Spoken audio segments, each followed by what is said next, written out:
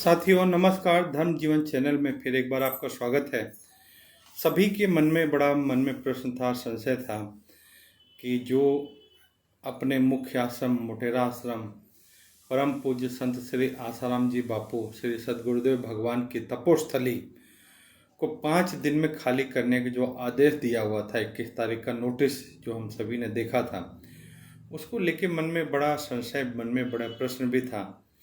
कि ऐसा अगर विचार आ रहा है किसी के मन में, अनहोनी होती है तो उचित नहीं है, तो उस पर क्या हुआ, उसको लेके बहुत लोगों के मन में प्रश्न थे। और जैसा कि आप जानते हैं साथियों कि जैसे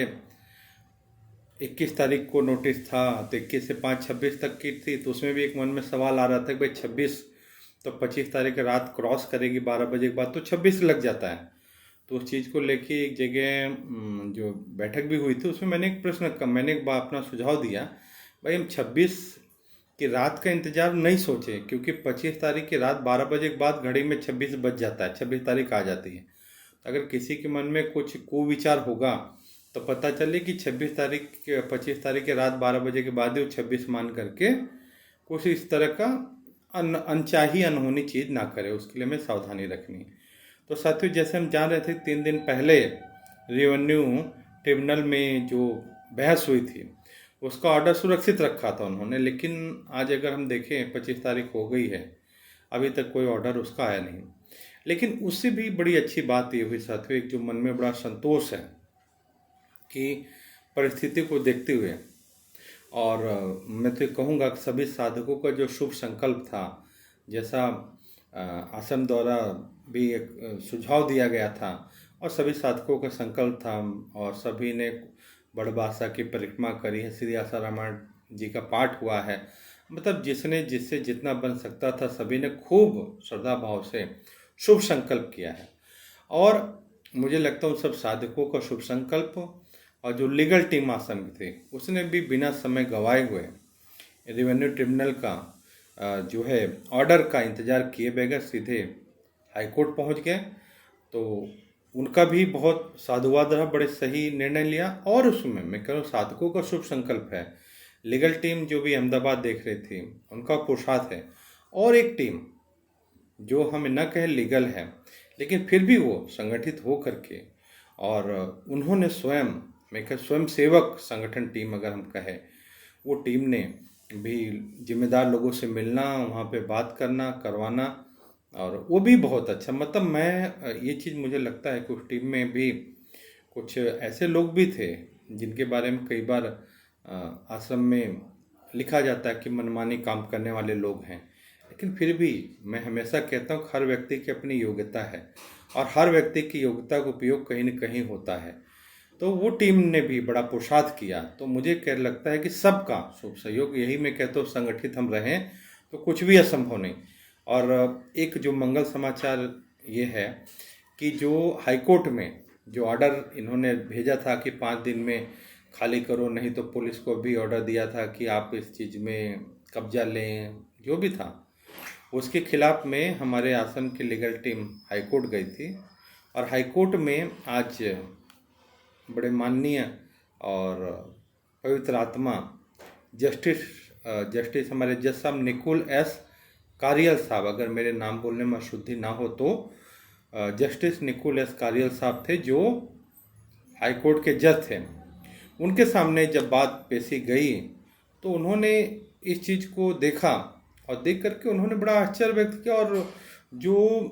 पब्लिक प्रोसिक्यूटर हैं, जो स्टेट के अटॉर्नी जनरल उनके जूनियर आए थे, उनके बड़े कड़े शब्दों में कहा कि भाई ये ऑर्डर आपने पास कैसे कर दिया,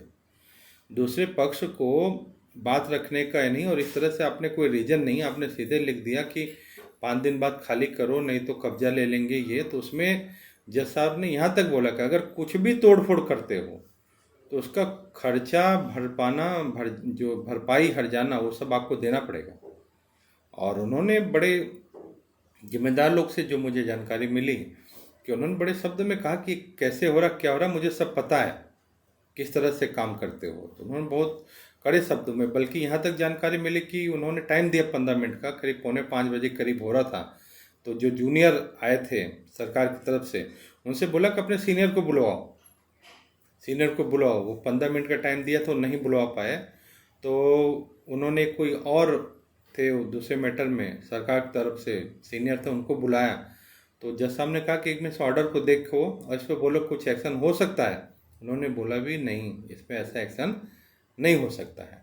तो उस चीज़ को लेके जज साहब ने और मतलब और भी कई सारी बातें हुई, उन्होंने बड़े स्पष्टता से और उस चीज़ को स्वीकारा कि आप इस तरह से अचानक, ये मनमानी नहीं है कि उन्होंने ये बल्कि ऑर्डर पे ही सवाल खड़ा कर दिया कि इसका मतलब ये ऑर्डर भेजने का इस तरह से ऑथेंटिकेशन ही क्या है इसका, कि डायरेक्ट आपने ऑर्डर भेज दिया 5 दिन में खाली करो, इसका क्या, कि इसका इस ऑर्डर का मतलब ये किस तरह से भेजा है। उस पर उन्होंने नाराजगी व्यक्त करी और फिर 1 मई की डेट मिली, 1 मई को उन्होंने आने के लिए कहा है। तो 1 मई को उसके बाद में जब तक ये सुनवाई होगी, मैटर चलेगा, आगे भी बहस होगी, हमारा पक्ष रखा जाएगा, तब तक आप ये मानिए कि ऐसा कुछ भी यहाँ पे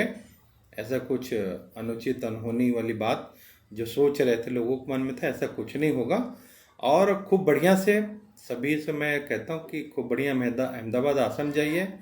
खूब बढ़िया मोक्ष कुटीर की परिक्रमा करिए और मोक्ष कुटीर में जहाँ गुरुदेव बैठते थे वहाँ भी माथा टेकिए और संकल्प करिए कि सदगुरुदेव भगवान, ये आपकी तपोस्थली है, इसी की ऊर्जा से हम सभी साधक ऊर्जावान होते हैं। ये इसी तरह समाज का मार्गदर्शन करते रहे, सभी साधकों की शक्ति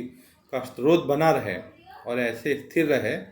और किसी प्रकार के इसमें विक्षेप ना हो, ऐसा शुभ संकल्प भी खूब करें। और मुझे लगता है कि आराम से अहमदाबाद आश्रम जिन्हें जाना है जाएं, संकल्प करें अच्छे से,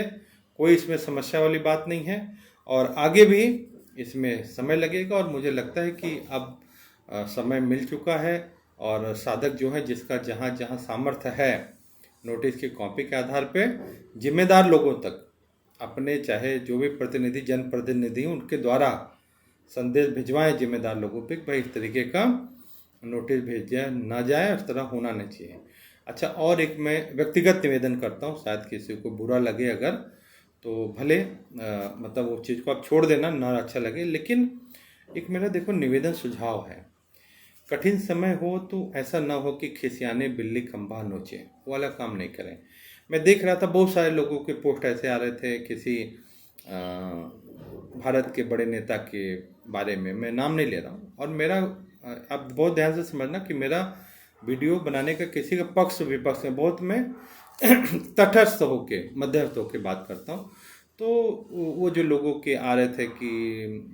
नाम डाल के पोस्ट बना रहे थे, तेरा नाश हो, तेरा ऐसा है, तेरा ऐसा, मतलब देखो कहते हैं ना कि जब समय अनुकूल ना हो तो बहुत दुश्मन बढ़ाने भी नहीं चाहिए। जिस पोस्ट से या जिस तरह के हम खींच उतारने से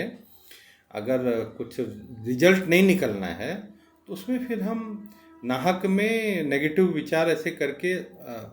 भले कुछ ना हो, अहमियत ना हो, लेकिन फिर भी अनजाने में भी मुझे लगता है कि शब्दों का चयन और समय के अनुरूप धैर्य दोनों बहुत जरूरी होता है। पुरुषार्थ सभी के जरूरी, मैं नहीं कर रहा हूँ, जितने साधक हैं मैं सबके, मैंने स्पष्ट कहा सबकी अपनी योग्यता है, सबके अपने परिचय हैं और ये नोटिस की कॉपी सबके पास गई है। आप किसी भी जिम्मेदार आपके उनसे कह सकते हो भाई हमारा हृदय व्यथित हुआ है, इस तरह का ये तप स्थली को 1972 से, जहाँ तक अगर मेरी जानकारी में 1972 से ये सेवा कार्य चल रहा था। अगर आप समझें कि मतलब 73 सीधे ये 2025 चल रहा है, तो 50-55 साल का जो लोगों का जन कल्याण का स्थान है उसको इस तरह से 5 दिन में खाली करने की बात कहना ही अनुचित रहा है। तो उसके लिए आप सब प्रयास करिए, ठीक है। लेकिन हमें देखिए किसी कार्य के लिए किसी जिम्मेदार व्यक्ति के पास जाना ही पड़ता है, हर व्यक्ति का कहीं ना कहीं जुड़ाव है। तो हम बस वही चीज़ है ना कि ना समझ हो तो खाली पोस्ट बनाए, इस तरह मैसेज भेजे, धैर्य रखिए, धैर्य कर सके तो करिए, नहीं तो संकल्प करिए, ठीक है ना। मेरा किसी व्यक्ति विशेष प्रति वो बात नहीं है, लेकिन गंभीर बनेंगे ना तो कुछ होता है, मतलब प्रतिकूल परिस्थिति आ जाए, कठिन परिस्थिति आ जाए, उसमें भी सोचने समझने का अवसर मिलता है। तो हम ऐसा ही प्रयास करें। सभी को खूब खूब हरिओम और मंगल समाचार, सब कुछ मंगल है। और शुभ संकल्प आप सभी करते रहिए कि ऐसे ही मंगल बना रहे, कुछ भी अनुचित ना हो, और हमारा मोटेरा आश्रम, अहमदाबाद आश्रम ऐसे जन कल्याण में, और वहीं से हम अपने साधना सदगुरुदेव के प्रति श्रद्धा भाव नित्य निरंतर बढ़ाते रहें। ऐसी शुभ भावना, शुभ संकल्प, और सभी के लिए खूब खूब हरिओम हरिओम हरिओम।